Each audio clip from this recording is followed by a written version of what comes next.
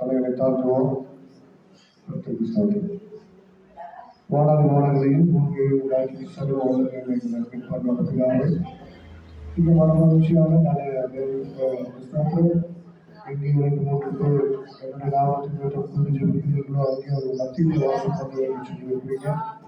இங்கே 2-3 பேர் அல்லப்பா 50 பேருக்கு மேலாக நாங்கள் கூறியிருக்கிறோம்.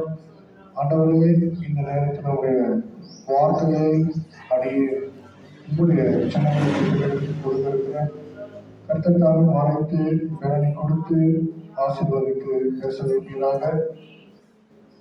கர்த்தருக்கு ஸ்தோத்திரம். இயேசு கிறிஸ்து நாமத்தில் ஜெபிக்கிறேன் நல்ல பிதாவே. ஆமென். ஸ்தோத்திரம். கர்த்தருக்கு ஸ்தோத்திரம். நல்லா இருக்கீங்க?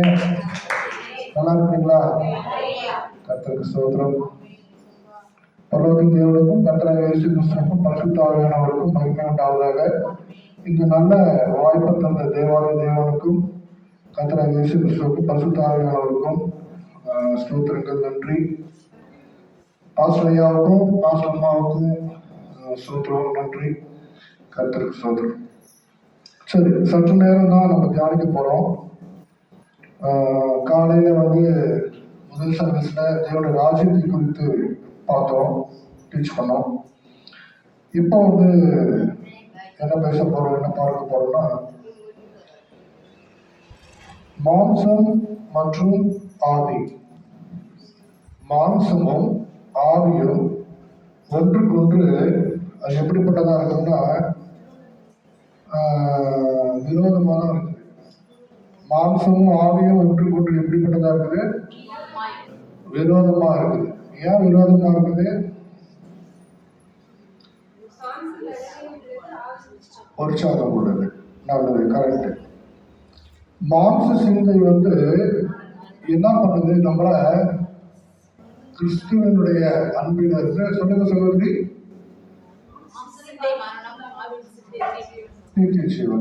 கரெக்ட்.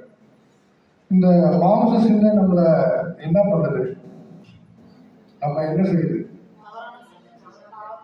சகோதரா, நீங்க சொல்லுங்க. உங்களுக்கு தெரியும், வேதம் நிறைய தெரியும் நினைக்கிறேன். கர்த்தருக்கு ஸ்தோத்திரம். மாம்ச சிந்தை நம்மள என்ன ஆக்குது?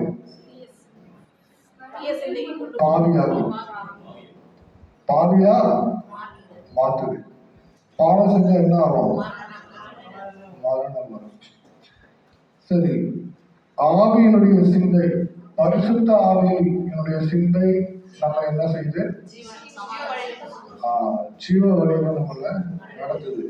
சரி, இப்போ யார் வாசிக்க போறீங்க? வாசிங்க. கலாத்தியர்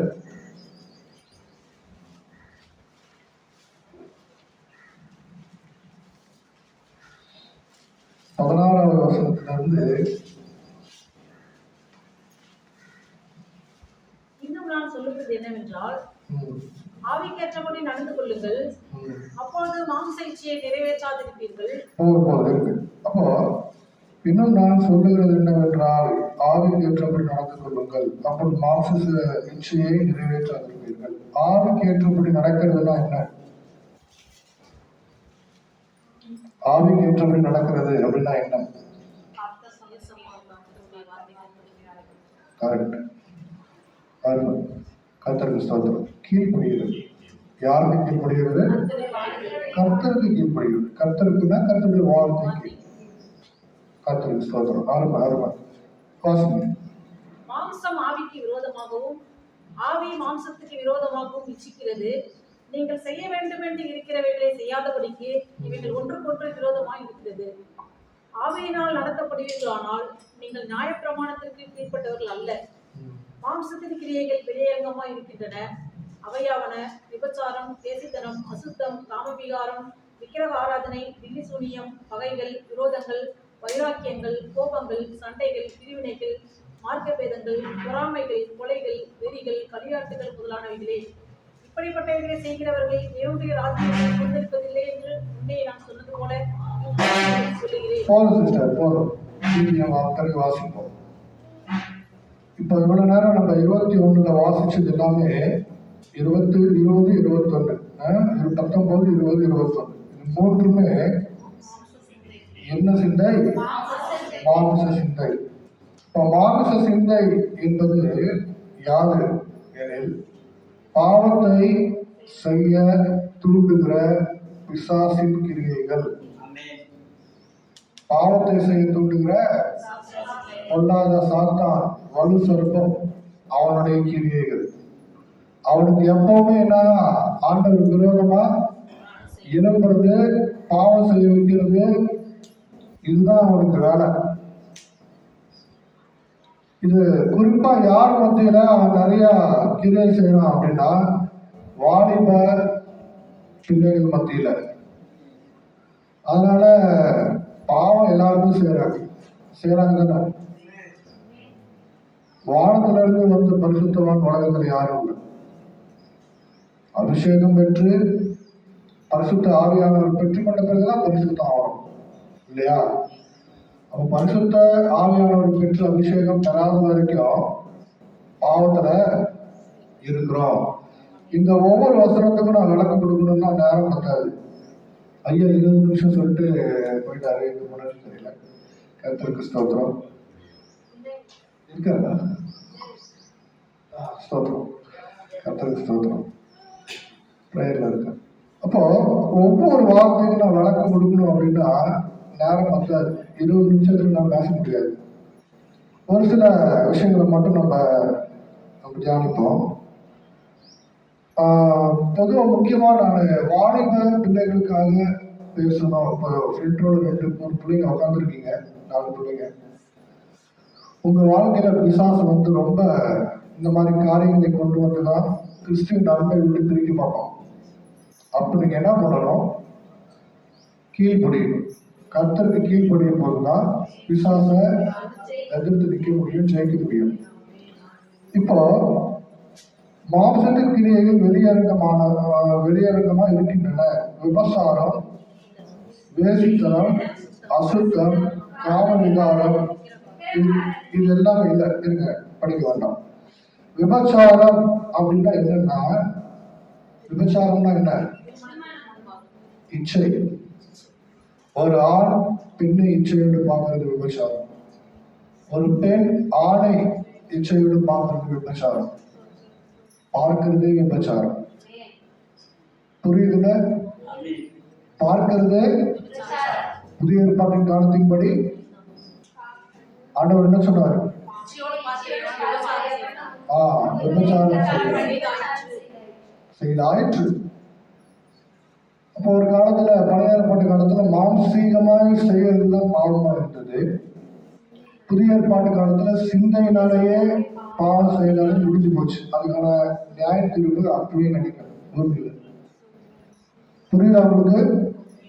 அப்போ இந்த காரியத்தை எல்லாம் மேற்கொள்ளணும்னா பரிசுத்த ஆவியானவருடைய பலன் வேண்டும். இதுல 2 விஷயத்தை நீங்க புரிஞ்சுக்கோங்க. மாம்சம், ஆவி, இந்த 2 விஷயத்தை நான் உங்களுக்கு கற்றுக் கொடுத்துட்டு இருக்கிறேன். மாம்சம் என்பது நம்முடைய சரீரம், சிந்தை. மாம்சம் என்பது என்ன? சிந்தை. சிந்தை. சரீரத்தை விட்டுடுங்க, சிந்தை. புரியுதா?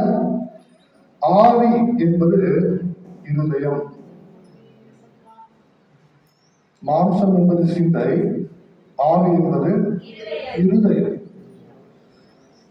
கர்த்தர் வந்து, மகனே உன் இருதயத்தை எனக்கு தாராயம் கேட்கிறார், உன் சிந்தை எனக்கு தாராயம் கேட்கிறார். இருதயம் தான் எப்படிப்பட்டதா? கிருக்கும் கேடும் உள்ளது இல்லையா? அப்போ எல்லா பாவமும் அக்கிரமும் எங்கதான் உண்டாகுது? இருதயத்துல உண்டாகி சிந்தைக்கு போகுது. அப்ப இருதயத்துல சுத்தமா நம்ம இருக்கும்போது இப்படிப்பட்ட பிசாசின் கிரியைகள், மாம்ச சிந்தைகளுக்கு எதிர்த்து நம்ம நிற்க முடியும். கர்த்தருக்கு ஸ்தோத்திரம். புரியுதா உங்களுக்கு? கர்த்தர் வந்து ஆவி, ஆத்மா, சரீரம் என்று 3 காரியத்தை நமக்கு கொடுத்திருக்கிறார். ஒரு மனுஷனுக்குள்ள ஆத்மா இருக்கு, ஆவி இருக்கு, சரீரம் இருக்கு. திரியேக தேவன், நம் தேவன், பிதா, குமாரன், தூய ஆவியானவர். அதற்கான அடையாளமாக தான் மனுஷனை சிருஷ்டித்தார். அப்ப அந்த 3மே பரிசுத்த ஆவியினால் சுத்திகரிக்கப்படணும். அபிஷேகத்தை பெற்றாதான் கர்த்தருடைய ஆவியானவரை பெற்றாதான் அந்த பரிசுத்த சுத்திகரிப்பு நடக்கும். புரியுதா உங்களுக்கு? சில பேருக்கு ரட்சிக்கப்பட்டவங்களுக்கு இருதயம் மட்டும்தான் கழுவப்பட்டிருக்கும். சில பேர் அந்த சிந்தையில பிசாசு அவன் எப்படி அட்டாக் பண்ணுவான்னா, ரட்சிக்கப்பட்ட இயேசு கிறிஸ்துவை நேசிக்கிற பிள்ளைகளுடைய இருதயத்தை அவனால சீக்கிரமா கெடுக்க முடியாது. அவன் சிந்தையை தான் டார்கெட் பண்ணுவான். இந்த வயசு பிள்ளைங்க, வாலிப பிள்ளைகள் எல்லாம் அந்த மொபைல் எடு, அந்த வாட்ஸ்அப் எடு, ஃபேஸ்புக் எடு, அவனுக்கு மெசேஜ் அனுப்பு, இவனுக்கு மெசேஜ் அனுப்பு. ஆகாத சம்பாஷணைகள் நல்லொழுக்கத்தை கெடுத்துருமா? ஆகாத சம்பாஷணைகள் நல்லொழுக்கத்தை கெடுக்கும். பேசுற வார்த்தைகள் யோசிச்சு நிறுத்தி நிதானமா ஞானமாய் பேசணும். உண்ட விஷயம் தெரியுமா? நியாய தீர்ப்பு நாள்ல நாம பேசுகிற அனாவசியமான வார்த்தைகளுக்கெல்லாம் கணக்கு கேட்பாரு கர்த்தர். சின்ன வேலை உட்காந்துக்கிட்டேன், பஸ் ஸ்டாண்ட்ல உட்காந்துக்கிட்டேன், ஊர் கதை, உலக கதை, இதெல்லாம் நமக்கு தேவையா? கிறிஸ்தவர்களுக்கு இருதயம் சிந்தை எப்படி கெட்டு போகுதுன்னா தேவையில்லாத பேச்சு பேசுறதுனாலதான். கரெக்டுதானே நான் சொல்றது? கர்த்தரை குறித்தும் கர்த்தருடைய வசனத்தை குறித்தும் அவர் நம்ம ரட்சித்த விதத்தை குறித்தும் பேச பேச நமக்கு இன்னும் புண்ணியம் பரிசுத்தம் தான் அதிகமாகும். கர்த்தருக்கு ஸ்தோத்திரம். அப்போ இனி வரும் காலங்களில் நீங்க பேசுகிற வார்த்தைகள், உங்களுடைய சிந்தையின் நினைவுகள் எல்லாம் கர்த்தருக்கு பிரியா இருப்பதாக அப்படின்னு சொல்லி ஒப்பு கொடுக்கும். கர்த்தருக்கு ஸ்தோத்திரம். சரியா? சரி. அப்போ நினைச்சாலே பாவம் செஞ்சுட்டோம்னு அர்த்தம். அப்போ அந்த சிந்தையை நாம் சுத்தமாக வைத்துக் கொள்ளணும். இருதயத்தை நாம் சுத்தமாக வைத்துக் கொள்ளணும். ஒரு பாத்திரம் இருக்கு, ஒரு சாப்பிட்ற தட்டு இருக்கு. அந்த தட்டை நம்ம சாப்பிட்றோம், தட்டில் சாப்பிட்றோம். சாப்பிட்டதும் அப்படி தூக்கி போட்டுட்டு திருப்பி அடுத்த நாள் எடுத்து அதுலேயே சாப்பிட்றோம், கழுவுறோம், வாஷ் பண்றோம். அந்த வாஷ் எதுல பண்றோம்? தண்ணீர்ல பண்றோம். அதேதான் கர்த்தருடைய வார்த்தையும் தண்ணீர் தான். புரியுதா உங்களுக்கு? கர்த்தருடைய வார்த்தை என்ன? தண்ணீர். சாதாரண தண்ணீர் இல்ல, ஜீவ தண்ணீர். ஜீவ தண்ணீர். அப்போ அந்த ஜீவ தண்ணீரை நாம் குடித்து கொண்டே இருக்கும்போது நம்முடைய ஆவி ஆத்மா சரீரமாகிய பாத்திரம் சுத்தமாக கொண்டே இருக்கும். சுத்தமாக கொண்டே இருக்கும். ஒருவன் தன்னை எதனால சுத்திகரித்துக் கொள்வான்னு பவுல் சொல்றார். ஆமா, வார்த்தையினால, அதை தியானிக்கிறதுனால, ஜபத்தினாலதான் நம்ம ஆத்மா ஆவியை காத்துக்கொள்ள முடியும், சுத்திகரித்துக் கொள்ள முடியும். ஓகேவா? சரி, அடுத்து இன்னும் நிறைய இருக்குது, நம்ம இதெல்லாம் சொல்ல முடியாது. இப்போ காலையில தேவனுடைய ராஜ்யத்தை குறித்து தேவன் பேசினார். தேவனுடைய ராஜ்யம்னா என்ன, அதை எப்படி அறிஞ்சு கொள்றது, போவதற்கு என்ன செய்யணும்ட்டு ஆண்டவர் பேசினாரு. இந்த காரியத்தெல்லாம் செய்யறவங்க தேவனுடைய ராஜ்யத்துக்கு போக முடியாது. இந்த மாதிரி பாவங்களை செய்யறவங்க எங்க போக முடியாது? தேவனுடைய ராஜ்யத்துக்கு போக முடியாது. மனுஷனுக்கு நியமிக்கப்பட்டிருக்கிறது ஒரே ஒரு வாழ்க்கை. அவன் 100 வருஷம் வாழ்ந்தாலும் 120 வருஷம் வாழ்ந்தாலும் மனுஷனுக்கு மரணம் நியமிக்கப்பட்டிருக்கு. யாரா இருந்தாலும், ராஜாவா இருந்தாலும், ராஜ மகனூரா இருந்தாலும் செத்துதான் போகும். ஐயா கூட சொன்னாங்க, வேலூர்ல கோட்டை இருக்கு, இங்க கோட்டை இருக்கு, ராஜா இல்லையே. எங்க போயிட்டார் ராஜா? செத்து போயிட்டாரு. உலகத்திலேயே வந்த எந்த ராஜாவும் உயிரோடு இல்லை. எல்லாம் என்ன ஆயிட்டாங்க? செத்து போயிட்டாங்க. ஆனா உயிரோடு இருக்கிற ஒரே ராஜா யாரு?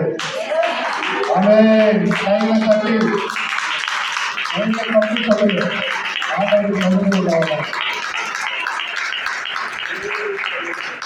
அவரும் தான் மனுஷர். ஆனா பாதாளத்தின் வாசல் அவரை மேற்கொள்ள முடியல. அந்த பாதாளத்துல இருக்கிற செத்து போன ஆவிகளுக்கே போய் சுவிசேஷம் சொன்னார். உலகத்துல எந்த மனுஷனாலும் போயிருக்கானா? பாதாளத்துக்குள்ள போனவன் திருப்பி வர முடியாது.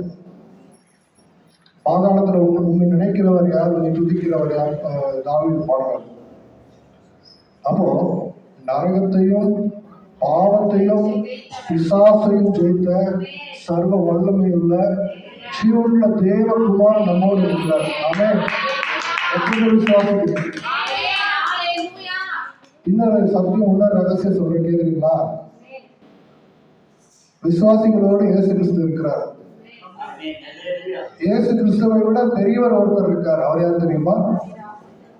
பிதாவாகிய தேவன். யோவான் புத்தகம் வாசிங்கன்னா ஆண்டவர் சொல்றார், என்னிலும் பெரியவர் ஒருத்தர் இருக்கிறார். பிதாவாகிய தேவனுக்கும் கர்த்தராகிய இயேசு கிறிஸ்துவுக்கும் எந்த வித்தியாசமும் கிடையாது. ரெண்டு பேரும் ஒருவர் ஈக்குவல். ஆனா ஆண்டவர் தன்னைத்தான் தாழ்த்தி பிதாவாகிய தேவனை மகிமைப்படுத்துறார். அப்போ தேவனால் அழைக்கப்பட்ட அபிஷேகம் பண்ணப்பட்ட ஊழியக்காரர்களோடு இயேசு கிறிஸ்து மாத்திரமல்ல பிதாவும் இருக்கிறார். தெரியுமா இந்த ரகசியம் உங்களுக்கு? பரிசுத்த ஆவியானவர், கர்த்தரே ஆவியானவர், கர்த்தருடைய ஆவியை அங்கே விடுதலை உண்டு. கர்த்தர் தான் ஆவியானவர், ஆவியானவரும் இயேசு கிறிஸ்துவும் வேறு இல்லை. இயேசு கிறிஸ்துவே முழுமையா இருந்தா உலகத்தை கலக்கலாம். அது பிதாவாகிய தேவன் கூட இருந்தாருன்னா ஆதி அப்போஸ்தலர்கள் நடந்த அற்புதம் கண்டிப்பா நடக்கும். ஆமென். ஆனா வாயில சொல்லலாம், வாழ்வது ரொம்ப சிரமம். எல்லாருக்கும் தரிசனம் இருக்கு. இந்தியாவில் இருக்கிற ஊழியர்கள் ஆதி அப்போஸ்தலர்கள் காலத்தில் நடந்த அற்புதங்கள் நடக்கணும், அதுக்காக ஜெபிக்கிறோம், உபவாசம் இருக்கிறோம், நிறைய காரியங்கள். அது நம்ம பேருக்கு நம்ம பேசுவோம். சரி, ஆக இப்படிப்பட்ட பிசாசின் காரியங்களை விட்டு நீங்க உங்களை சுத்திகரித்துக் கொள்ள வேண்டும். சுத்திகரிப்பு என்பது வேத வாசிப்பு, ஜெப ஜீவியம், சபை கூடுதல், ஒரு தலைமைத்துவத்துக்குள்ள கீழே அடங்கி இருப்பது. விளங்குதா உங்களுக்கு? இவ்வளவு விஷயங்கள் இருக்கு. இந்த சபைக்கு தலைவர் கிறிஸ்துவே எல்லா சபைக்கும் தலையா இருக்கிறார். ஐயாவை, பாஸ்டர் ஐயாவை ஊழியக்காரராய், உங்களுக்கு தலைவர் ஐயா, பாஸ்டர் ஐயா. அப்ப அவர் கீழே அடங்கி அவர் சொல்லுகிற அவருடைய வார்த்தைகளை கீழ்படி நீங்க நடக்கும் போது உங்களை நீங்க சுத்திகரித்துக் கொள்ளலாம். ஆமென். அப்படி நீங்க சுத்திகரித்துக் கொண்டே இருந்தீங்கன்னா உங்களுக்கு என்ன கிஃப்ட் கிடைக்கும், உங்களுக்கு என்னென்ன நன்மைகள் கிடைக்கும் அப்படின்னு வாசிக்க சொல்றது.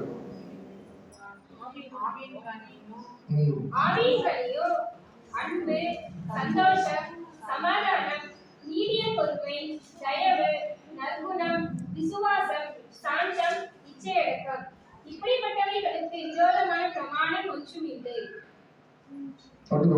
கிறிஸ்துவுடையவர்கள் தங்கள் மாம்சத்தையும் அதன் ஆசை இச்சைகளையும் சிலுவையில் அறைந்திருக்கிறார்கள். நாம் ஆவியினாலே பிழைத்திருந்தால் ஆவிக்கேற்றபடி நடக்கவும் கடவோம். வீண் புகழ்ச்சியில் இருப்பார்களும், ஒருவரை ஒருவர் கோபம் கொண்டார்களும், ஒருவர் மேல் ஒருவர் பொறாமை கொள்ளாமல் இருக்க கடவோம். கர்த்தருக்கு ஸ்தோத்திரம். பரிசு விளக்கம் கொடுக்க வேண்டிய அவசியம் இருக்காது. ஏன்னா பரிசுத்த வேலை எப்படி தெரியுமா? அது ஒரு நல்ல தமிழ் வாசிக்க தெரிந்த 6ஆம் கிளாஸ்க்குள்ள படிச்சா கூட புரியும், எல்லாருக்கும் புரியும். ஆனா ஒரு சில காரியங்கள் எல்லாமே புரியாது. ஏன் தேவன் ஊழியக்காரர்களை, பிரசங்கிமார்களை தேர்ந்தெடுத்து வச்சிருக்கிறாருன்னா, ஒரு சில ஆழமான காரியங்கள், ரகசியங்கள், தேவனோடனான உறவுல இருக்கிற வெளிப்பாடுகள், அதெல்லாம் சாதாரணமா படிக்கும் போது கிடைக்காது, வெளிப்பாடுகள் வராது. அதற்காக தான் தேவன் ஊழியர்களை ஏற்படுத்தினார். அப்போ இது சாதாரணமான விஷயம் தான், இது உங்களுக்கே புரியும். ஆனால் ஒரு சில விளக்கம் மாத்திரம் நான் கொடுக்குறேன். இப்போ தலைமைக்கும் சபைக்கும் அடங்கி கீழ்ப்படிந்து கர்த்தருக்கு கீழ்ப்படிந்து இருக்கும்போது, அல்லேலூயா,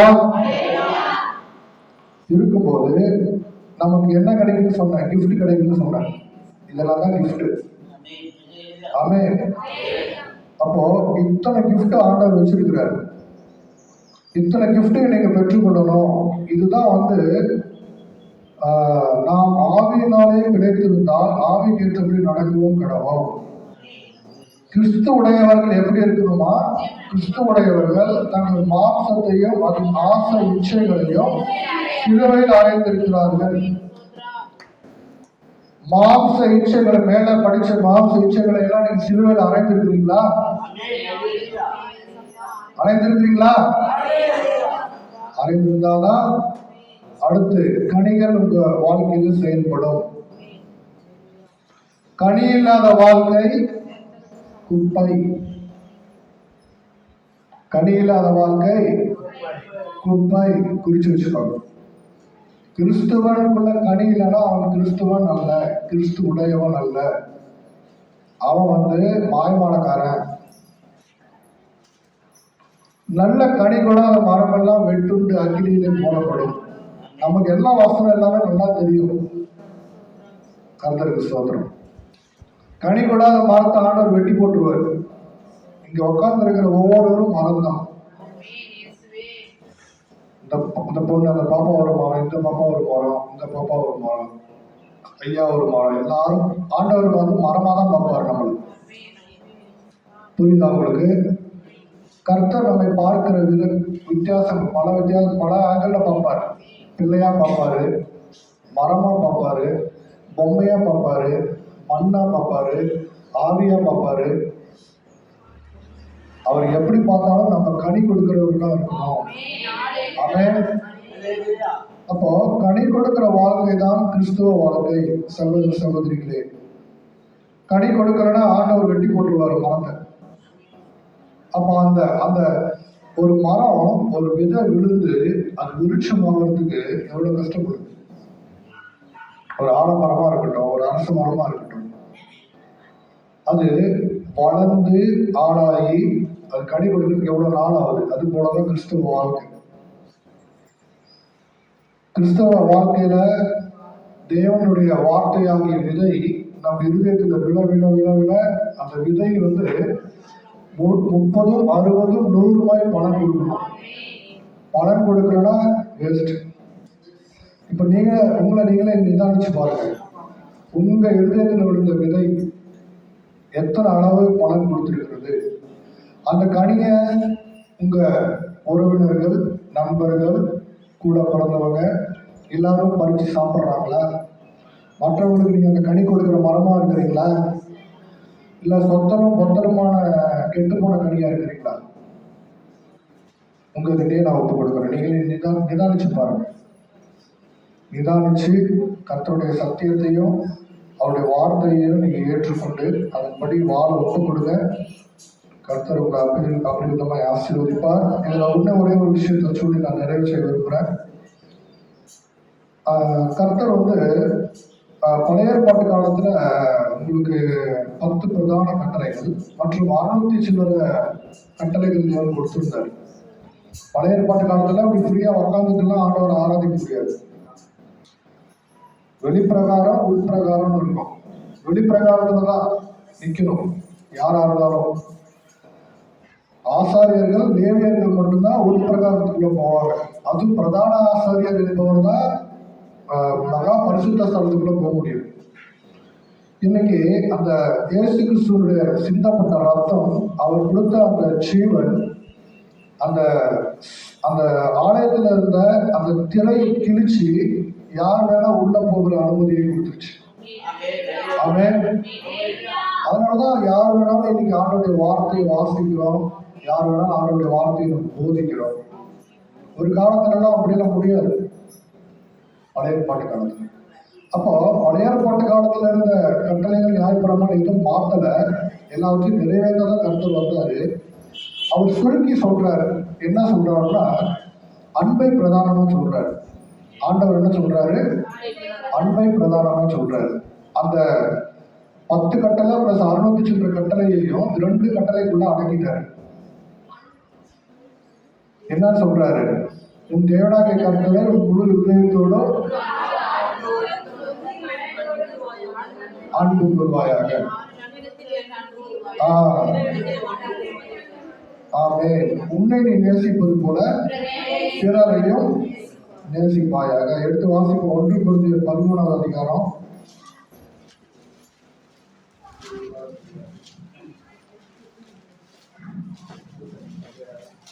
முடிச்சிடலாம். இது வாசி முடிச்சிடலாம். 4, 5, 6, 7, 8. தயவும் உள்ளது. அன்புக்கு பொறாமை இல்லை. அன்பு தன்னை புகழாது, இருமாப்பா இராது, அயோக்கியமானதை செய்யாது, தற்புறைவை நாடாது, சினமடையாது, தீங்கு நினையாது, அநியாயத்தில் சந்தோஷப்படாமல் சத்தியத்தில் சந்தோஷப்படும், சகலத்தையும் தாங்கும், சகலத்தையும் விசுவாசிக்கும், சகலத்தையும் நம்பும், சகலத்தையும் சகிக்கும். அன்பு ஒரு காலம் ஒழியாது. தீர்க்க தரிசனங்களானாலும் ஒழிந்து போ, அந்நிய பாஷைகளானாலும் ஒழிந்து போ, அறிவானாலும் ஒழிந்து போ. போதும் போதும் போதும். கர்த்தருக்கு ஸ்தோத்திரம். அப்போ இத்தனை குணநலன்கள் ஒரு மனுஷனுக்கு இருக்கணும். இதெல்லாம் இருந்தாதான் உண்மையான அன்பு என்று கர்த்தராகிய தேவகுமாரன் சொல்லிட்டு போல வாழ்ந்துட்டு போயிருக்கார். சொல்லிட்டு போல வாழ்ந்துட்டு போயிருக்கார். கரெக்டா?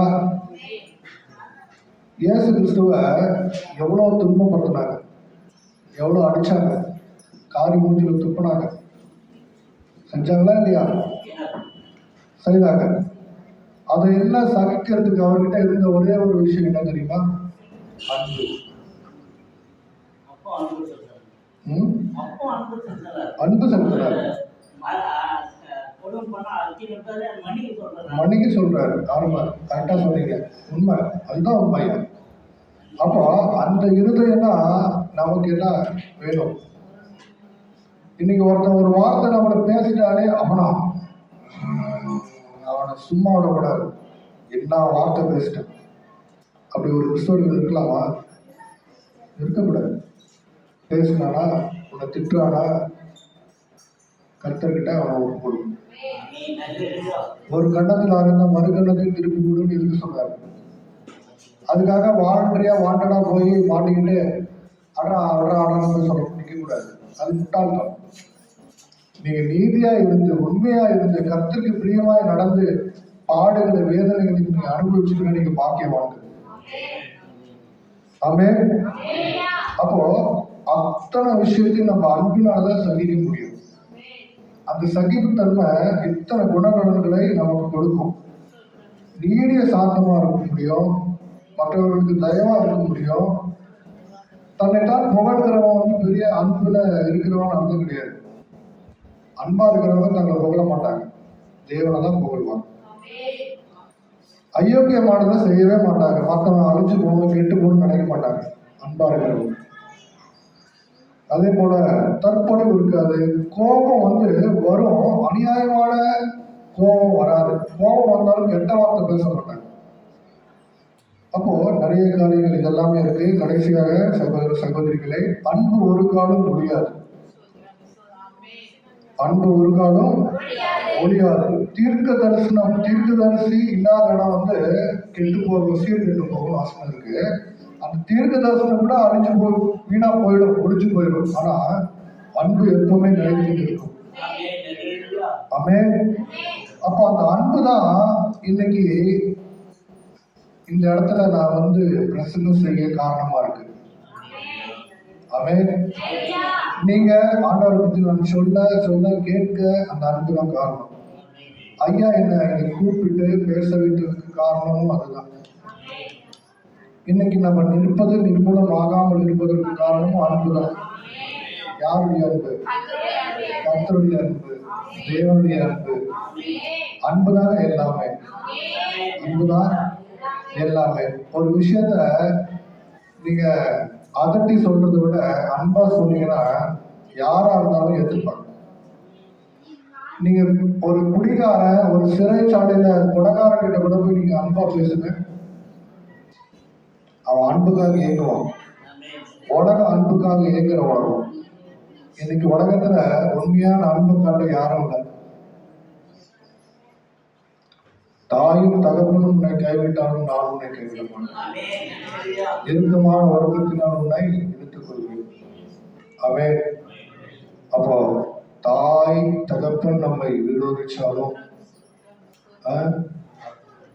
யார் விரோதிக்கிறாங்க? அதுக்கு காரணம் வேற. நம்ம ஒழுக்கமா இருக்க மாட்டோம், ஆட்டம் போடுறது, அப்பா அம்மா கீழ்படினா அப்பா அம்மாவை இருக்குதான் செய்வாங்க. அது ஒரு பக்கம் இருக்கட்டும். ஆனாலும் யார் நம்மை வெறுத்தாலும் கர்த்தர் நம்மை வெறுக்க மாட்டார். கிருபைங்கிற வார்த்தைக்கு என்ன அர்த்தம் தெரியுமா? கிருபை அப்படிங்கிற வார்த்தைக்கு பாவம் செய்தாலும் தப்பு செய்தாலும் அதை பார்க்காம நேசிக்கிறது. தெய்வம் நம்ம அன்பா இருக்கிறாருன்னா அதுக்கு பேர் கிருபை. அவருக்கு தெரியும் பாப்பா சொன்ன மாதிரி மாம்சம் பலவீனமானது. மாம்ச பலவீனத்தினால பாவங்கள் செய்வான். தாவீது ஏகப்பட்ட பாவம் செஞ்சாப்படி. ஆனாலும் இருதயத்திற்கு ஏற்றவன் யார் சொன்னார் ஆண்டவர் அப்படின்னா, அவருடைய ஒப்பு கொடுத்தல், தேவனுடனான அவருடைய உறவு. அவரு அதாவது நமக்கு தேவன் உணர்வுள்ள இருதயத்தை கொடுத்திருக்கிறார். அந்த உணர்வுள்ள இருதயம் என்ன பண்ணும்னா, ஏதாவது தவறு பாவம் செஞ்சுட்டோம்னா உடனே நம்மளை இது தப்பு அப்படின்னு உணர்த்தோம். அப்போ உடனே ஆண்டவர்கிட்ட மன்னிப்பு கேட்டு நம்ம ஒப்புரவு வாங்கணும்னா நோ ப்ராப்ளம், ஒரு பிரச்சனை இல்லை. தாவீது அதெல்லாம் செஞ்சாரு. அதனாலதான் தாவீதை இருதயத்துக்கு ஏற்றவன் சொன்னார் ஆண்டவர். ஆமென். கர்த்தருக்கு ஸ்தோத்திரம். கர்த்தர் தாமே எங்கள் அனைவரையும் அன்பில ஐக்கியத்தில் வழிநடத்துவாராக. கண்களை மூடி ஜெபிப்போம். ஜெபித்து முடித்தவர்கள் ஒரு சின்ன அறிவு மாற்றம் நான் கொடுத்து நிறைய விஷயம். கர்த்தருக்கு ஸ்தோத்திரம். கண்களை மூடி தலைகளை தாழ்த்துவோம். தேவனுக்கு நேராக நாம் தாழ்மையோடு நம்ம ஜெபிப்போம். வானாதி வானங்களையும் பூமியும் படைத்த சர்வ வல்லமையுள்ள எங்கள் பரலோகத்தின் தகப்பனே, அப்பா பிதாவே என்று கூப்பிடுகிற புத்திர சுவிகாரத்தின் ஆவியை கொடுத்த தகப்பன், ஆண்டவரே உங்களுடைய ஆவியானவரை கொடுத்திருக்கிறீங்க. ஆண்டவரே பிள்ளைகளாக எங்களை அபிஷேகிச்சிருக்கிறீங்கப்பா, அதற்காக நன்றி. கர்த்தருக்கு ஸ்தோத்திரம். தகப்பனே, இந்த நல்ல வாய்ப்புக்காக உங்களுக்கு ஸ்தோத்திரம். அன்பை குறித்து நான் பேசவும், அன்பை குறித்து நான் உங்களுடைய பிள்ளைகளுக்கு கற்றுக் கொடுக்கவும் கர்த்தர் கொடுத்த உங்களுடைய கிருபைக்காக நன்றி. ஆண்டவரே, உங்களுடைய பரிசுத்த ஆவியினுடைய அபிஷேகத்தினால் இன்னும் அன்பிலே அதிகமாய் வளர கர்த்தர் தாமே நலப்படுத்தி வழிநடத்த வேண்டுமா நான் செபிக்கிறேன். ஆண்டவரே, படித்த தியானித்த வசனங்கள் எல்லாம் ஆண்டவரே விசுவாச பிள்ளைகளுக்கு அவருடைய ஆவிக்குரிய வளர்ச்சிக்கு பெருந்துள்ளதா இருக்கட்டும். அப்பா, சபை போதகர் ஐயாவையும் பாஸ்டர் அம்மாவையும் அவருடைய பிள்ளைகளையும் உங்களுடைய கருத்தை நான் கொடுக்கிறேன். கர்த்தாவே, இந்நாள் மட்டும் வழிநடத்தின தெய்வம் இனியும் வழிநடத்துங்க. இந்த சபையாருக்கு தேவையான எல்லா தேவைகளையும் நீங்க கொடுங்க. பண தேவைகள், பொருளாதார தேவைகள், உடல் சுகம், ஆரோக்கியம் எல்லாவற்றையும் கொடுத்து ஆசீர்வதிங்க சுவாமி. எல்லா தரிசனங்களும் ஆண்டவரே எல்லா தரிசனங்களும் நிறைவேற கர்த்தர் உதவி செய்ய பலப்படுத்துங்க. அடியனை ஆசீர்வதிங்க. இன்னும் அநேக இடங்களுக்கு சென்று உடைய ராஜ்யத்தின் சுவிசேஷத்தை அறிவிக்கிற பாக்கியத்தை கொடுத்து பலப்படுத்துகிறார்கள் சுவாமி. எங்கள் ஆண்டவர் மீட்பரும் ரட்சகருமாகிய இயேசு கிறிஸ்துவின் நாமத்தில் ஜெபம் கேளும் நல்ல பிதாவே. ஆமென். ஆமென். ஒரு சின்ன அறிவிப்பு. தி லிவிங் காட் மினிஸ்ட்ரீஸ் என்று சொல்லி தேவன் எனக்கு ஒரு ஊழியத்தை கொடுத்திருக்கிறாரு. ஊழியத்துல நிறைய தேவைகள் இருக்கு. நான் எங்கேயும் தேவைகள் சொல்றது இல்லை. இன்னும் ரெஜிஸ்டர் பண்ணலை. கவர்மெண்ட்ல ரெஜிஸ்டர் பண்ணணும். ரெஜிஸ்டர் பண்றதுக்கு தேவைகள் இருக்கு. அது நீங்க ஜெபத்துல வைங்க. தினமும், அதாவது திங்கள் முதல் வெள்ளி வரை காலை ஜெபங்களும், திங்கள் முதல் ஞாயிறு வரை இரவு 1 மணி நேர ஜெபமும் ஆன்லைன் வழியாக நடைபெறுகிறது. நீங்க ஜெபிக்க வாஞ்சல் உள்ளவர்கள் ஐயாவோடு நீங்க இணைந்து அவர்கிட்ட சொல்லிட்டு நீங்க அந்த கூகுள் மீட் லிங்க்ல இணைந்து கொள்ளலாம். 2வது, பைபிள் ஸ்டடி வாரத்திற்கு 2 பைபிள் ஸ்டடி எடுக்கிறோம். வியாழக்கிழமை மாலை 6 மணிக்கும் சனிக்கிழமை காலை 7 மணிக்கும் பைபிள் ஸ்டடி நடைபெறும். இந்த பைபிள் ஸ்டடியில உங்களுக்கு பல தேவ காரியங்கள், ரகசியங்கள், தீர்க்க தரிசனங்கள், மொழி சம்பந்தமான வரலாற்று சம்பவங்கள், ஆர்கியாலஜிக்கல் எவிடன்ஸ், அப்புறமா பூலோகம், புவியியல், என்னென்ன சப்ஜெக்ட் இருக்குதோ எல்லா காரியங்களும் பைபிளோடு ஒத்து போகிற வசனங்களோடு நான் உங்களுக்கு பைபிள் ஸ்டடி எடுத்து கொடுப்பேன். விருப்பம் கொண்டவர்கள் நீங்கள் இணைந்து பயன்பெறலாம். மாத சந்தா 100 ரூபாய் மட்டும்தான். நீங்கள் 100 ரூபாய் பே பண்ணிட்டு மாதத்துக்கு 8 கிளாஸ் இருக்கும். 8 கிளாஸ் நீங்கள் அட்டன் பண்ணலாம். நிறைய காரியங்கள், கடவுளுடைய கிரியேஷன்ஸ், ஹிஸ்ட்ரி, ஜியாகிரபி, பிலாசபி எல்லாமே அதில் வரும். கர்த்தருக்கு ஸ்தோத்திரம். கர்த்தருக்கு சித்தமான அடுத்த மாதம் சீஷத்துவ பயிற்சி ஒரு பிரிட்ஜ் கோர்ஸ் ஒன்று நம்ம சர்டிஃபிகேட் கொடுத்து நடத்தும்படி தேவன் தரிசனம் கொடுத்துருக்கிறாரு. ஐயாவுக்கு நான் சொல்லியிருக்கிறேன். ஐயாவும் ஜெபிச்சுட்டு இருக்கிறாரு. அதுக்கு நாங்கள் சர்டிஃபிகேட் கொடுப்போம். ஸ்போக்கன் இங்கிலீஷ் டீச்சிங் ஒன்று இருக்கு, ஆங்கில. ஏன்னா இந்த கிராமப்புறத்தில் நிறைய ஆங்கில அறிவை பிள்ளைகள் பெற்றுக்கொள்ளணும் அப்படிங்கிற ஒரு தரிசனம். இது எல்லாமே கட்டணம் இருக்கு. குறைந்த கட்டணத்துல உங்களால செலுத்தக்கூடிய கட்டணத்துல தான் நாங்கள் செஞ்சு கொடுக்க போறோம். பெரிய கட்டணம் எல்லாம் எதுவும் இருக்காது. மேலும் விவரங்களுக்கு நீங்க ஐயாவை தொடர்பு கொண்டு நீங்க கேட்கலாம். அவர் சொல்லுவாரு.